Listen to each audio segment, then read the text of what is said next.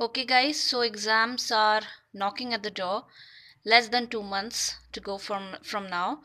So what I've decided of is I'll be reading out the major changes between AS and NDAS.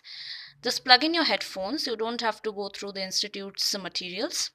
I'll say it to you. You just listen. You can listen to the ones that I'll be talking of, and thereby recollect all the things that you have studied or you might have had studied. And let me also clarify that in the financial reporting question paper you'll be getting one question related to amalgamation, the other one will be related to CFS, and the seventh question will be related to the differences between, that's the carve-ins and carve-outs.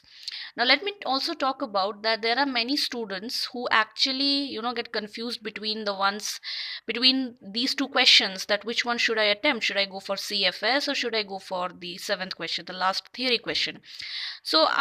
I'm here to help you out. I'll just simply be reading the things, and you can thereby listen and recollect the stuff that you have read already, or in case if you have not read them, just simply go through as I'll be saying. Okay, see, the first one would be the major changes in Ind AS1 vis-a-vis notified AS1.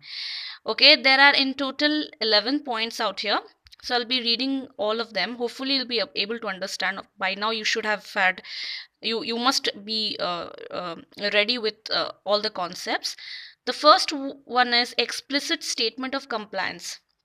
Okay, an enterprise shall make an explicit statement in the financial statement of compliance with all the Indian accounting standards. Further, Ind AS 1 allows deviation from a requirement of an accounting standard in case the management concludes that compliance with Ind AS will be misleading and if the regulatory framework requires or does not prohibit such a departure. Second point is current and non-current classification. Ind AS 1 requires presentation and provides criteria for classification of current, non-current assets or liabilities. Third point, extraordinary items. Ind AS 1 prohibits presentation of any item as extraordinary item in the statement of profit and loss or in the notes. The fourth point, disclosure of judgments and assumptions made. Ind AS 1 requires disclosure of judgments made by the management while framing of accounting policy. Also, it requires disclosure of key assumptions about the future and other sources of measurement uncertainty that have significant risk of causing a material adjustment to the carrying amount of assets and liabilities within the next financial year. Number 5, classification of expenses. Ind AS 1 requires classification of expenses to be presented based on nature of expenses. Okay, the next point is presentation of balance sheet. Ind AS 1 requires presentation of balance sheet as at the beginning of the earliest period when any entity applies an accounting policy retrospectively or makes a retrospective restatement of items. Guys, do check out the spelling. Okay, the spelling is this, don't make any spelling mistakes.